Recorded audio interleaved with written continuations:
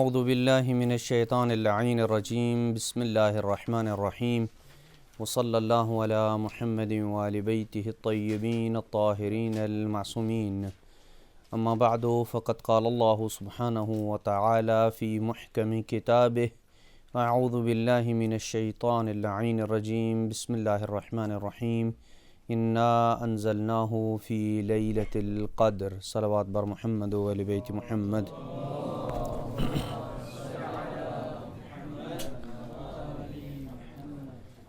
سورہ مبارک القدر کی روشنی میں قضاء و قدر کی بحث کا سلسلہ اس مقام تک پہنچا ہے کہ گزشتہ درس میں ہم نے قضاء و قدر کے لغوی اور اصطلاحی معانی کو بیان کیا تھا کہ قدر مقدار تقدیر سے ہے، یعنی ہر چیز کی خلقت سے پہلے انتہائی دقیق اور باریک بینی کے ساتھ اس کی تمام تر خصوصیات، صفات اور ہر لحاظ سے اس کی حد بندی کا تعین کرنا یا حد بندی کرنا یہ قدر کہلاتا ہے، اور پھر اس کو حتمی اور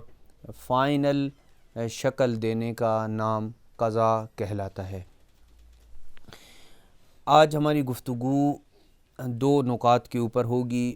سب سے پہلا نقطہ قضاء و قدر کی اقسام کی وضاحت کریں گے، جو ایک انتہائی علمی مطلب ہوگا، اور ساتھ انشاءاللہ دوسرا نقطہ جس کو ہم متعرض ہوں گے اور بیان کریں گے وہ ہے کہ قرآن مجید نے قضاء و قدر کے متعلق جو آیات بیان کی ہیں، وہ آیات قرآن مجید میں دو قسم کی آیات ہیں، اور دونوں قسم کی آیات کو آپ کے سامنے رکھیں گے اور پھر دیکھیں گے کہ کیا ان دونوں قسم کی آیات میں کہیں تضاد اور ٹکراؤ ظاہری طور پہ نظر آتا ہے یا نہیں آتا ہے، اور وہیں سے جو قضاء و قدر کے نظریے کے متعلق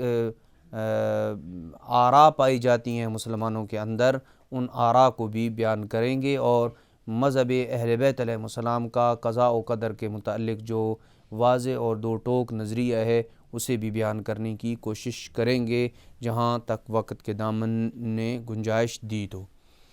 جہاں تک پہلے نقطے کا تعلق ہے قضاء و قدر کی اقسام، تو قضاء اور قدر ان دونوں میں سے ہر ایک کی دو قسمیں بنتی ہیں۔ تقدیر علمی اور قضاء علمی، یہ دونوں اللہ سبحانہ وتعالیٰ کے علم کے ساتھ ریلیٹڈ ہیں، جن کی آگے چل کے وضاحت کر رہے ہیں۔ تقدیر علمی اور قضاء علمی، اور تقدیر عینی اور قضاء عینی، یہ چیز جو ہے وہ دونوں آخری دو قسمیں جو ہیں یہ اللہ سبحانہ وتعالیٰ کی جو اس چیز کو حقیقت کا رنگ دینے کے ساتھ متعلق ہے۔ جب اللہ سبحانہ وتعالیٰ کسی چیز کو ایک خارجی حقیقت کی شکل میں ڈھال دیتا ہے تو یہ اس کے ساتھ دونوں قسمیں جو ہے وہ متعلق ہیں، تقدیر عینی اور قضاء عینی۔ ان کی تفصیل کچھ یوں ہے کہ تقدیر علمی یہ ہے کہ جس کو کل ہم نے بیان کیا تھا کہ ہر چیز کی حدود و خصوصیات کا اللہ کے علم ازلی میں ہونا، یہ اللہ سبحانہ وتعالیٰ کی تقدیر علمی ہے کہ اللہ سبحانہ وتعالیٰ کو ازل سے اس بات کا علم ہے کہ کائنات کی تمام مخلوقات کی کیا کیا خصوصیت ہیں اور اس کی کیا کیا حد بندی ہے، کیا اس کی قیود ہیں، کیا اس کی شرائط ہیں، کیا اس کی صفات ہیں، کیا اس کی خصوصیات ہیں، وہ کتنا کھائے گا، کتنا پیے گا، کتنا زندہ رہے گا، اس کی وجود و فنا و بقا کے جتنے بھی لوازمات ہیں، یہ سارے کے سارے اللہ سبحانہ وتعالیٰ کو کسی بھی مخلوق کے وجود میں آنے سے پہلے علم ہے۔ یہ اللہ کا علم ازلی ہے، اور اسی کو تقدیر علمی بھی کہا جاتا ہے۔ دوسرا قضاء علمی ہے۔ قضاء علمی یہ ہے کہ اللہ تعالیٰ کو پہلے سے ہی اس بات کا علم ہے کہ کون سی چیز ضروری طور پر معرض وجود میں آئے گی، یعنی کس چیز کا وجود ہونا، یعنی کون سی چیز حقیقت کا روپ دھارے گی اور کون سی چیز حقیقت کا روپ نہیں دھارے گی۔ یعنی اللہ سبحانہ و تعالیٰ جانتا ہے کہ کون سی چیز لازمی طور پہ حقیقت میں وجود میں آئے گی اور کون سی چیز حقیقت میں وجود میں نہیں آئے گی۔ یہ اللہ سبحانہ و تعالیٰ کی قضاء علمی ہے۔ یعنی خلاصہ دوسرے لفظوں میں آپ کہہ سکتے ہیں کہ کون سی چیزیں حتماً واقع ہوں گی، ان کا وجود ہوگا، اور کون سی چیزیں حتماً واقع نہیں ہوں گی، وہ حتماً نہیں ہونی انہوں نے، یہ اللہ سبحانہ و تعالیٰ کو علم ہے۔ جیسے کہ حضرت عیسیٰ کے باپ کا نہ ہونا، یہ اللہ سبحانہ و تعالیٰ کو پہلے سے علم ہے کہ حضرت عیسیٰ کا کوئی باپ نہیں ہوگا، ٹھیک ہے۔ اور اسی طریقے سے کائنات کی ہر چیز کا وجود، جو اب چیز موجود ہے، اس کے متعلق اللہ سبحانہ و تعالیٰ کا علم کہ یہ چیز معرض وجود میں آئے گی اور حقیقت کا روپ دھارے گی، اسے کیا بولتے ہیں؟ قضاء علمی بولتے ہیں۔ تیسری قسم جو ہے وہ پہلے قضاء عینی کو بیان کر رہا ہوں تاکہ سمجھنا آسان ہو۔ تیسری قسم جو ہے وہ قضاء عینی ہے۔ جب بھی ہم نے کل عرض کیا تھا کہ جب بھی کوئی چیز کائنات میں وجود پکڑتی ہے تو اس کی کوئی علت ہوتی ہے، یعنی کیونکہ اللہ سبحانہ و تعالیٰ نے یہ جو کائنات کا نظام اور سسٹم کریٹ کیا ہے، بنایا ہے، یہ علت اور معلول کے نظام کے اوپر مبنی ہے، سبب اور مسبب کے نظام پہ یہ کائنات کھڑی ہے۔ تو جب کسی چیز کی علت یعنی متحقق ہو جاتی ہے کہ فلاں چیز اب معرض وجود میں آئے گی، تو کسی چیز کے وجود کی حتمیت کب ہوتی ہے کہ اب اس کا وجود حتمی ہے؟ جب اس کی علت جو ہے وہ معرض وجود میں آ جاتی ہے۔ یہ کیا ہے؟ قضاء عینی ہے، قضاء عینی ہے۔ یعنی دوسرے لفظوں میں آپ یوں کہیں کہ جب کسی چیز کے تمام علل و شرائط پورے ہو جاتے ہیں تو اس کا وجود لازمی ہو جاتا ہے، اور یہی قضاء عینی کہلاتی ہے۔ کیونکہ مثلا جلنا ہے، جلنے کی علت کیا ہے؟ آگ ہے جلنے کی علت، ٹھیک ہے۔ اسی طریقے سے ایک انسان ہے، انسان کب معرض وجود میں آتا ہے؟ جب اس کی علت جو ہے وہ متحقق ہو جاتی ہے، اس کی تمام تر شرائط جو ہیں وہ معرض وجود میں آ جاتی ہیں تو انسان معرض وجود میں آتا ہے۔ اسی طریقے سے ایک بیج جب آپ زمین میں بوتے ہیں تو وہ ایک پودے کی شکل میں کب آتا ہے؟ جب اس کی تمام تر علل و شرائط معرض وجود میں آ جاتی ہیں تو وہ پھر وہ چیز جو ہے وہ ایک معلول کی شکل میں اور مسبب کی شکل میں معرض وجود میں آ جاتی ہے۔ تو اس چیز کو کیا بولتے ہیں؟ قضاء عینی بولتے ہیں۔ اب جب یہ چیز معرض وجود میں آ گئی تو اب اس چیز کی کچھ خصوصیات ہیں، کچھ اس کے لوازمات ہیں، کچھ اس کی قیودات ہیں، کچھ اس کی حدود ہیں، یہ قضاء یہ تقدیر عینی کہلاتی ہے، ٹھیک ہے نا۔ ایک چیز معرض وجود میں آ گئی، اب انسان معرض وجود میں تو آ گیا، اس کے جو وجود کی علت تھی وہ متحقق ہو گئی تو انسان معرض وجود میں آ گیا۔ جب یہ معرض وجود میں آ گیا تو اب اس کی بقا کے لیے کچھ چیزوں کا ہونا ضروری ہے، ٹھیک ہے نا۔ یہ کتنا زندہ رہے گا، یہ کتنا کھائے گا، یہ کتنی جو ہے وہ اپنی زندگی میں نیکیاں کرے گا، کتنا یہ اللہ کی معصیت کرے گا، یہ ساری کی ساری جو خصوصیات ہیں، یہ ساری کی ساری جو قیودات و صفات ہیں، یہ ساری کی ساری کیا کہلاتی ہیں؟ تقدیر عینی کہلاتی ہیں۔ لہٰذا قضاء علمی یا تقدیر علمی یہ اللہ سبحانہ و تعالیٰ کے علم ازلی کے ساتھ متعلق ہیں، اور جو تقدیر عینی ہے اور قضاء عینی ہے یہ حقیقت خارجی کے ساتھ جو ہے وہ چیز تعلق رکھتی ہے کہ جب کوئی چیز خارج میں متحقق ہو جاتی ہے اور اس کا وجود سامنے آ جاتا ہے تو اس کے بعد ان کو یہ نام دیے جاتے ہیں کہ یہ قضاء عینی ہے یا تقدیر عینی ہے۔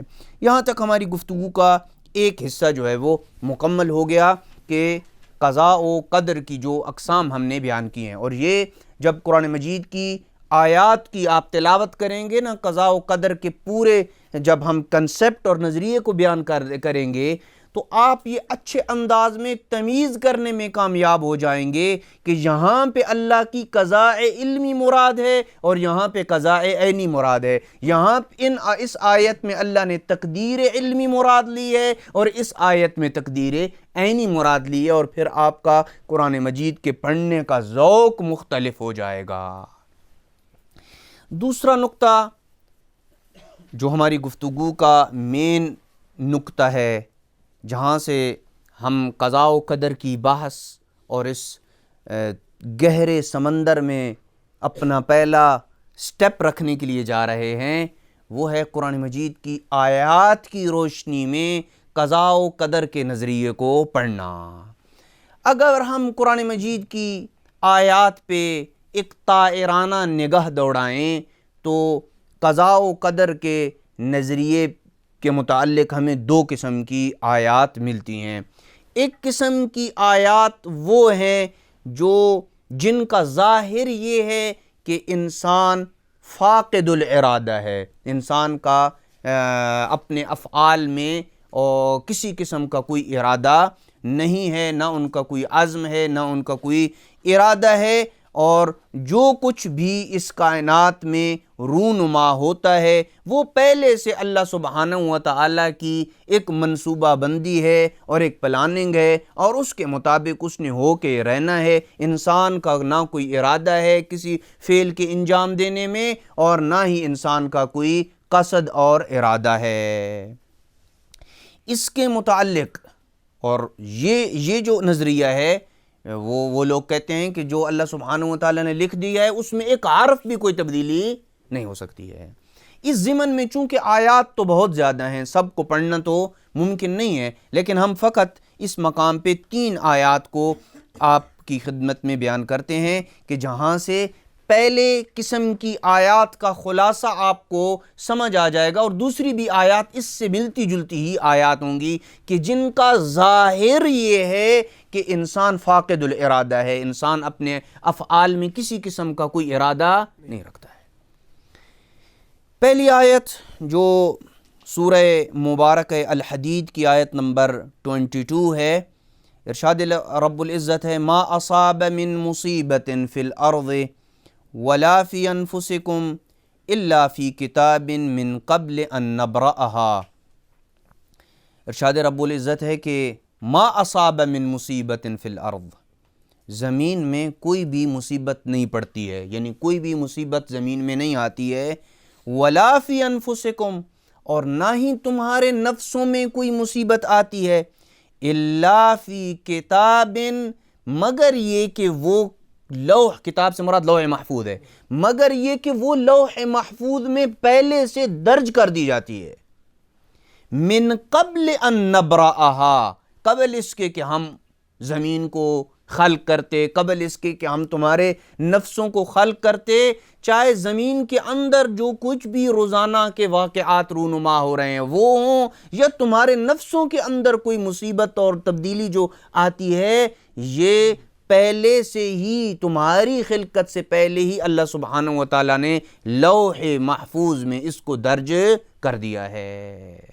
اس کا مطلب یہ ہے کہ انسان جو ہے وہ چاہے جو مرضی ہے کر لے. جو ظاہری طور پہ اس آیت سے سمجھا آ رہا ہے کہ اللہ سبحانہ و تعالیٰ نے لوح محفوظ میں زمین میں جتنی بھی رونما ہونے والے واقعات ہیں وہ لکھ دیے ہیں. مثال کے طور پر ابھی میں یہاں درس سے نکل کے جب جاؤں گا تو رستے میں مجھے کوئی حادثہ پیش آ سکتا ہے، خدا ہم سب کو حوادث سے محفوظ رکھے. تو یہ جو واقعہ پیش آئے گا، اگر پیش آتا ہے تو یہ پہلے سے اللہ نے لکھ دیا ہے.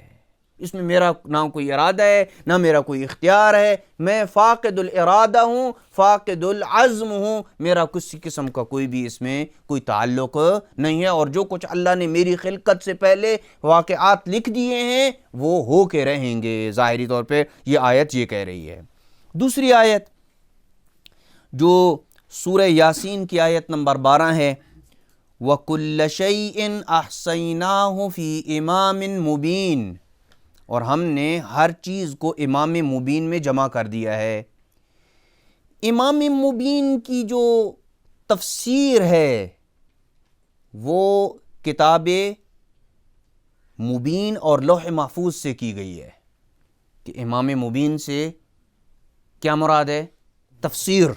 اس کا جو ظاہر ہے وہ کیا ہے کہ اس سے مراد لوح محفوظ ہے، لیکن اس کا ایک باطنی معنی بھی ہے جو تأویل کے ساتھ متعلق ہے، اور وہ کیا ہے؟ امیر المومنین صلوات اللہ وسلم علیہ۔ اب آپ کو چیزیں سمجھ آ رہی ہیں نا کہ باطن کیا ہے اور تفسیر کیا ہے؟ یعنی ظاہر تفسیر ہے اور باطن کیا ہے؟ تأویل ہے۔ تو ظاہری طور پہ امام مبین سے مراد ام الکتاب ہے، لوح محفوظ ہے، کتاب مبین ہے، یہ قرآن کا ظاہر ہے۔ اور کیونکہ ظاہرہ، امام محمد باقر علیہ السلام کی روایت ہم نے پڑھی تھی پہلے، ظاہرہ تنزیلو، جی ایسی تھا نا، ظاہرہ تنزیلو، اس کا ظاہر وہی ہے جو تنزیل ہے، جو ہمارے پاس جو ہے وہ موجود ہے۔ اور ایک باطن ہے امام مبین کا جس کے متعلق خود امیر المومنین صلوات اللہ وسلامہ علیہ نے ارشاد فرمایا، انا واللہ الامام المبین، خدا کی قسم امام مبین میں ہوں، ابین الحق من الباطل، میں حق کو باطل سے جدا کرنے والا ہوں، ورثتہ من رسول اللہ، اور یہ علم جس کے بلبوتے پہ میں حق کو باطل سے جدا کرتا ہوں، اسی وجہ سے امیر المومنین کے القاب میں سے ایک لقب کیا ہے؟ فاروق اعظم ہے، کیونکہ امیر المومنین ہی وہ عقل ہوتے ہیں کہ جو حق اور باطل کے درمیان حد فاصل کا کردار ادا کرتے ہیں اور دونوں کو جدا کرتے ہیں۔ فرمایا یہ جو حق اور باطل کے درمیان جدائی ڈالنے والا کام ہے، یہ میں اپنے علم کی بنیاد پہ کرتا ہوں جسے میں نے رسول اکرم سے بطور میراث کے اور وراثت میں پایا ہے۔ ورثتہ من رسول اللہ صلی اللہ علیہ وآلہ وسلم، اس علم جس کے بلبوتے پہ میں حق اور باطل میں جدائی کرتا ہوں، یہ علم میرا اپنا نہیں ہے، یہ مجھے کہاں سے ملا ہے؟ رسول اکرم صلی اللہ علیہ وآلہ وسلم سے بطور میراث کے ملا ہے۔ یہ دوسری قسم کی آیت ہے۔ تیسری قسم کی آیت یہ ہے کہ وَعِندَهُ مَفَاتِحُ الْغَيْبِ لَا يَعْلَمُهَا، غیب کی کنجیاں فقط اسی کے پاس ہیں، اس کے علاوہ کوئی غیب نہیں جانتا ہے۔ انشاءاللہ کسی موقع پہ ہم جب علم غیب کی بحث کریں گے تو وہاں یہ بتائیں گے کہ علم غیب اللہ کے علاوہ کوئی اور جانتا ہے یا نہیں، کیونکہ جس طرح قضاء و قدر کی متعلق دو قسم کی آیات ہیں، علم غیب کے متعلق بھی قرآن مجید میں دو قسم کی آیات ہیں۔ ایک قسم کی آیات ہیں جو کہہ رہی ہیں غیب کا علم فقط اللہ کے پاس ہے، غیر اللہ کو غیب کا علم نہیں ہے، اور ایک قسم کی آیات ہیں جو کہہ رہی ہیں نہیں، اللہ سبحانہ و تعالیٰ نے اپنے علاوہ کچھ برگزیدہ ہستیوں کو بھی اپنے غیب پہ مطلع کیا ہے۔ ٹھیک ہے، تو وہاں بھی انشاءاللہ جب کوئی موقع آئے گا تو اس کو ہم ذکر کریں گے کہ کیا غیر اللہ کے پاس بھی علم غیب ہے یا نہیں ہے، کیونکہ علامہ مجلسی علیہ رحمہ نے اپنی شہرت یافتہ کتاب بحار الانوار کے اندر یہ لکھا ہے کہ آئمہ کے معاجز میں سے سب سے بہترین معجزات یہ ہیں کہ وہ غیب کی خبریں دیا کرتے تھے۔ غیب کی خبریں دیا، غیب کی خبر دینا یہ اور ہے، اور عالم الغیب ہونا یہ اور ہے۔ ٹھیک ہے، انشاءاللہ اس کی تفصیل جو ہے وہ جب اس کے مورد میں ہم آئیں گے تو بیان کریں گے کہ مطلع علی الغیب ہونا یہ اور چیز ہے اور عالم الغیب ہونا یہ اور چیز ہے۔ علم کلام کی بحث میں سے یہ ایک باریک ترین بحث ہے کہ عالم الغیب یہ مصطلح علم کلام ہے کہ غیب کا علم اس کا علم ہوتا ہے کہ جس کا علم اس کی ذات سے جدا نہیں ہوتا ہے، جو اس کا ذاتی علم ہوتا ہے، جو اس نے کسی سے نہیں لیا ہوتا۔ ائمہ اہل بیت علیہم السلام اگرچہ غیب پہ مطلع ہیں، غیب کی خبریں بھی دیتے ہیں، ان کے معجزات میں سے بھی بہترین یہ معجزہ ہے، لیکن کیا ان کا علم ان کا ذاتی علم ہے؟ نہیں، ان کا ذاتی علم نہیں ہے۔ فرمایا وَرِثْتُهُ مِن رسول اللہ، اس علم کو میں نے رسول اکرم صلی اللہ علیہ وآلہ وسلم سے لیا ہے۔ اسی وجہ سے امیر المومنین نے بھی ایک مقام میں غالباً نہج البلاغہ میں یا کسی مقام پہ فرمایا انما هو تعلم من ذی علم، وہ صاحب علم سے سیکھا ہوا ایک علم ہے۔ غرض یہ کہ قرآن مجید میں یہ جتنی بھی اس قسم کے عقائد آتے ہیں نا، جب تک آپ ان عقائد کے متعلق قرآن مجید کی جتنی بھی آیات ہیں ان سب کو ایک ٹیبل کے اوپر نہیں رکھیں گے، آپ نظریہ قرآنی کو نکالنے میں کامیاب نہیں ہو سکتے ہیں، چاہے وہ ولایت کا نظریہ ہو، چاہے وہ علم غیب کا نظریہ ہو، چاہے وہ قضاء و قدر کا نظریہ ہو، چاہے وہ موت کے متعلق نظریہ ہو۔ موت کے متعلق بھی دو قسم کی آیات ہیں، ایک قسم کی آیات کہتی ہیں کہ روح قبض کرنا اللہ کا کام ہے، ایک قسم کی آیات کہتی ہیں کہ روح قبض کرنا اللہ نے اپنے علاوہ کسی اور کو بھی یہ ذمہ داری سونپی ہے، ملائکہ بھی روح قبض کرتے ہیں۔ تو کیا یہ تضاد ہے؟ نہیں۔ یہ جب ان آیات کو دوسری آیات کے ساتھ ملا کے ہم پڑھتے ہیں تو پھر قرآن مجید کا نظریہ جو ہے وہ اس چیز کے متعلق واضح آتا ہے، اور اسی کو تفسیر موضوعی کہتے ہیں کہ ایک موضوع کے متعلق قرآن کی تمام آیات کو ایک جگہ پہ جمع کر لیں اور پھر وہاں سے ان آیات سے نظریہ قرآنی نکالنے میں تب جا کے آپ کامیاب ہو سکیں گے۔ تو یہ ایک قسم کی آیات ہیں، اور بہت ساری درجنوں نہیں اگر سینکڑوں کہا جائے تو یہ مبالغہ نہیں ہوگا۔ دوسری قسم کی آیات جو یہ کہتے ہیں کہ ہر امر کی باغ ڈور انسان کے ہاتھ میں ہے، انسان کی خلقت سے پہلے اس کی کوئی تقدیر اور منصوبہ بندی نہیں ہوئی ہے۔ اللہ سبحانہ و تعالیٰ نے فقط انسان کو خلق کر دیا، اور پھر پیدا کرنے کے بعد اللہ سبحانہ و تعالیٰ نے سارے امور اسی کے حوالے کر دیے۔ اب وہ اپنے مستقبل کی پلاننگ اور منصوبہ بندی خود ہی کرتا ہے۔ اس میں ایسا کچھ نہیں ہے کہ اللہ سبحانہ و تعالیٰ نے پہلے سے ایک پلاننگ اور ایک منصوبہ بندی کر رکھی تھی، اور پھر انسان کائنات میں آیا اور پھر وہی کام کرے گا جو لوح محفوظ میں اللہ نے اس کی خلقت سے پہلے لکھ دیا تھا کہ زید، عمر، بکر، خالد یہ کام کریں گے۔ وہ کہتے ہیں کہ نہیں، ایسا نہیں ہے، بلکہ انسان کو اللہ نے پیدا کیا اور پھر سارے امور اس کے گویا حوالے کر دیے۔ وہی اپنے افعال کا خالق ہے، وہی شر کا خالق ہے، وہی خیر کا خالق ہے، اپنے ارادے اور اختیار کے ساتھ اپنے مستقبل کی پلاننگ کرتا ہے۔ چاہے تو انجینئر بن جائے، چاہے تو ڈاکٹر بن جائے، چاہے تو عالم بن جائے، چاہے تو کوئی اور فیلڈ اختیار کر لے، جو کچھ بھی اس کائنات میں انسان کرتا ہے وہ اپنے ارادے اور اختیار سے کرتا ہے۔ اس میں مشیت الہی کا کسی قسم کا کوئی رول اور کردار نہیں ہے۔ یہ وہ دوسری قسم کی آیات ہیں جن سے یہ معنی سمجھ آتا ہے۔ حتیٰ کہ یہ لوگ کہتے ہیں کہ اگر انسان برا ہو تو یہ اپنے ارادے اور اختیار کے ساتھ اچھا بن سکتا ہے، اور کہتے ہیں کہ ان اللہ لا یغیر ما بقوم حتی یغیروا ما بانفسہم۔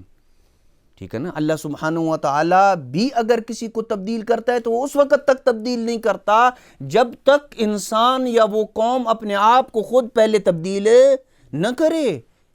فرمایا انا ہدیناہ السبیل، ہم نے اس رستے کی ہدایت کر دی ہے، اما شاکرا و اما کفورا۔ اب اس کی مرضی ہے، چاہے تو اللہ کا شکر گزار بندہ بن جائے، شاکر بندہ بن جائے، اور چاہے تو اللہ کا ناشکرہ بندہ بن جائے اور اس کی نعمتوں کو ٹھکرانے والا بن جائے اور کفران نعمت کرنے لگے۔ تو اس کا مطلب ہے کہ شاکر بندہ بننا یا کافر بندہ بننا جو نعمتوں کو ٹھکرانے والا ہو، یہ انسان کے اپنے ارادے اور اختیار کے ساتھ متعلق ہے۔ اللہ نے پیدا کر کے تمہیں میدان میں چھوڑ دیا، یہ تمہارا میدان ہے، اب تم جاؤ تو اچھا بندہ بنو، چاہے تو برا بندہ بنو، چاہے تو میرے شکر گزار بندے بن جاؤ، چاہے تو تم کفران نعمت کرنے والے بن جاؤ۔ ایک دوسری آیت میں فرمایا وَمَا ظَلَمْنَاهُمْ وَلَكِنْ كَانُوا أَنفُسَهُمْ يَظْلِمُونَ۔ سورہ مبارک النحل کی آیت نمبر 118 ہے۔ وَمَا ظَلَمْنَاهُمْ، ارشاد رب العزت ہے کہ ہم نے ان کے اوپر کوئی ظلم نہیں کیا ہے، وَلَكِنْ كَانُوا أَنفُسَهُمْ يَظْلِمُونَ، وہ اپنے نفسوں پہ خود ظلم کرتے ہیں۔ یعنی انسان سے جو ظلم کا فعل صادر ہوتا ہے، اس آیت سے یہ سمجھ آتا ہے کہ اس ظلم کے فعل کا خالق اللہ ہے یا انسان ہے؟ انسان ہے۔ ظاہر آیت یہ کہہ رہی ہے کہ وَمَا ظَلَمْنَاهُمْ، ہم نے ان پہ ظلم نہیں کیا ہے، وَلَكِنْ كَانُوا أَنفُسَهُمْ يَظْلِمُونَ، وہ اپنے نفسوں پہ خود ظلم کرتے ہیں۔ اس کا مطلب ہے کہ ظلم کا فعل جو ان سے سرزد ہوتا ہے، اس کے فاعل وہ خود ہیں۔ اللہ سبحانہ و تعالیٰ اس فعل ظلم کا فاعل اللہ نہیں ہے۔ چوتھی آیت اور یہیں پہ گفتگو رکے گی۔ ما کان یرید العاجلۃ عجلنا لہ فیہا ما نشاء لمن نرید، جو بندہ، جو شخص عجلت پسند ہے، جو بندہ جلد باز ہے، تو ہم جسے جو چاہیں اس دنیا میں دینا چاہیں دے دیتے ہیں۔ جو دنیا چاہتا ہے ہم اسے دنیا دے دیتے ہیں۔ ثم جعلنا لہ جہنم یصلاھا مذموما مدحورا، جو بندہ اللہ سبحانہ و تعالیٰ دنیا کی رنگ رنگینیوں کے متعلق مانگتا ہے، اللہ سبحانہ و تعالیٰ اس کو دے دیتا ہے یہ، اور پھر وہ ان رنگ رنگینیوں کے ساتھ اتراتا ہے، تکبر کرتا ہے، تو اس کا انجام کیا ہوتا ہے؟ ثم جعلنا لہ جہنم، پھر ہم نے اس کے لیے اس کا ٹھکانہ کہاں رکھا؟ جہنم میں رکھا۔ یصلاھا مذموما مدحورا، کہ جس میں وہ مذموم بھی ہوگا، راندہ درگاہ بھی ہوگا، اور ان دو حالتوں میں مذموم ہو کے جہنم میں بھسم ہو جائے گا، سڑ جائے گا، مر جائے گا جہنم میں۔ وَمَنْ أَرَادَ الْآخِرَةَ، پہلے کیا تھا؟ جو دنیا چاہتا ہے۔ وَمَنْ أَرَادَ الْآخِرَةَ، اور جو آخرت چاہتا ہے۔ وَسَعَى لَهَا سَعْيَهَا، اور جتنی آخرت کے حصول کے لیے کوشش کرنی چاہیے اتنی کوشش بھی کرتا ہے۔ فَأُولَئِكَ كَانَ سَعْيُهُمْ مَشْكُورًا، ان لوگوں کی سعی کیا ہے؟ قابل شکر ہے۔ كُلًّا نُمِدُّ هَؤُلَاءِ وَهَؤُلَاءِ مِنْ عَطَاءِ رَبِّكَ وَمَا كَانَ عَطَاءُ رَبِّكَ مَحْظُورًا، ہم دنیا میں ان کی بھی اور ان کی بھی اپنے رب کے عطیے سے مدد کرنے والے ہیں، اور اس کے رب کا جو عطیہ ہے وہ ممنوع نہیں ہے، وہ کسی کے لیے نہیں ہے۔ اسی وجہ سے یہ اللہ سبحانہ و تعالیٰ کی جو نعمتیں ہیں یہ کسی کے لیے ممنوع نہیں ہیں۔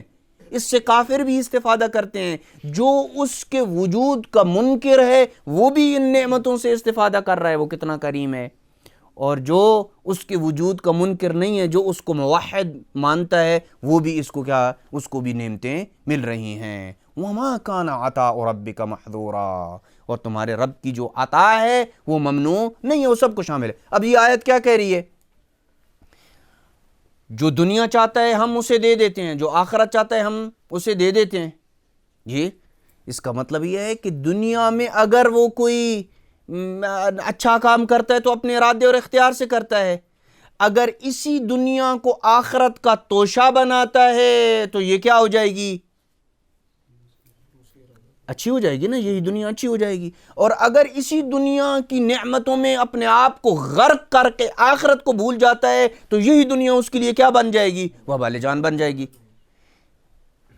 تو اس کا مطلب یہ ہے کہ دنیا اور آخرت میں انسان کے افعال جو اسے خیر و شر کی طرف یا جنت اور جہنم کی طرف لے کے جانے والے ہیں، یہ اس کے اپنے ارادے اور اختیار کے ساتھ ہیں۔ پھر مثال دی انہوں نے کہا کہ ایک بندہ ہے، اگرچہ اس مثال کی ہم نقض انشاءاللہ بیان کریں گے، کہ ایک بندہ ہے جو اپنے ارادے اور اختیار کے ساتھ اپنی گاڑی کے اوپر ڈرائیو کر کے نکلتا ہے اور روڈ ایکسیڈنٹ میں مارا جاتا ہے، تو اس میں اللہ کا کیا قصور ہے؟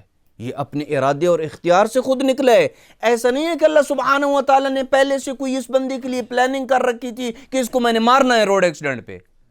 یہ لوگ کہتے ہیں، جو دوسرے نظریے کے مالک ہیں، وہ یہ کہتے ہیں کہ بھئی یہ تو اپنے ارادے اور اختیار سے ڈرائیونگ کر کے روڈ کے اوپر نکلا ہے. ایسا نہیں ہے کہ اللہ سبحانہ و تعالیٰ کی اس کے حق میں کوئی پہلے سے پلاننگ تھی اور اللہ کا اس کو مارنے کا کوئی پروگرام تھا. یہ اپنے ارادے اور اختیار سے خود نکلا ہے, خود اس کی اپنی پلاننگ ہے, خود اس نے گاڑی میں فیول ڈلوایا, خود اپنے ارادے اور اختیار سے سوئچ آن کیا, خود ڈرائیونگ کی, خود روڈ تک گیا. یہ اپنے اس کا ارادہ اور اختیار ہے. اس میں یوں نہیں ہے کہ مشیت الہی کو اس میں کوئی تدخل ہے, ایسی بات نہیں. تو یہاں پہ دو قسم کی آیات ہمارے سامنے آ گئی ہیں, جو ظاہری طور پہ دونوں آیات کو اگر سامنے رکھا جائے تو اس کا مطلب یہ ہے کہ دونوں آیات آپس میں کیا کر رہی ہیں, ٹکرا رہی ہیں. اس قسم کی آیات اس کے ساتھ ٹکرا رہی ہیں اور یہ ان کے ساتھ ٹکرا رہی ہیں. جبکہ ہم مسلمان ہونے کے ناطے یہ عقیدہ رکھتے ہیں کہ قرآن کی آیات میں کسی قسم کا کوئی اختلاف نہیں ہے, یہ ایک رب کی طرف سے ہے اور کوئی اس میں اختلاف نہیں ہے. اگر اختلاف نہیں ہے تو قرآن مجید کی ان دونوں قسم کی آیات کو کیسے جمع کریں کہ ایک ایسا نظریہ سامنے آئے کہ جو قضاء و قدر کی صورت میں مسلمانوں کا نظریہ بھی سامنے آ جائے اور مذہب اہل بیت علیہ السلام کا نظریہ بھی ان آیات کی روشنی میں سامنے آ جائے. آج کی گفتگو میں ہم اپنے جو ہے اس نتیجے تک پہنچے ہیں کہ انشاءاللہ آئندہ آنے والی گفتگو میں ہم کچھ ایسے مقدمات بیان کریں گے اور ساتھ ان مسلمانوں کے نظریات کو بھی بیان کریں گے کہ جنہوں نے پہلی قسم کی آیات کو اختیار کیا اور دیگر مسلمانوں کے جو طائفے ہیں جو گروہ ہیں انہوں نے دوسری قسم کی آیات کو اختیار کیا. اور مذہب اہل بیت علیہ السلام کا ترہ امتیاز یہ ہے کہ انہوں نے ان کو اور ان دونوں کو جمع کر کے درمیان سے ایک ایسی راہ نکالی کہ جس کو کیا نام دیا جاتا ہے, لا جبر ولا تفویض بل الامر بین الامرین. نہ ہی جبر ہے اور نہ ہی تفویض ہے بلکہ معاملہ ان دونوں کے بین بین ہے. یہی بین بین والا نظریہ ائمہ اہل بیت علیہ السلام کا نظریہ ہے, جسے انشاءاللہ آئندہ آنے والے دروس میں تفصیل کے ساتھ بیان کیا جائے گا. وصلی اللہ علی محمد وآل بیتہ الطیبین الطاہرین المعصومین.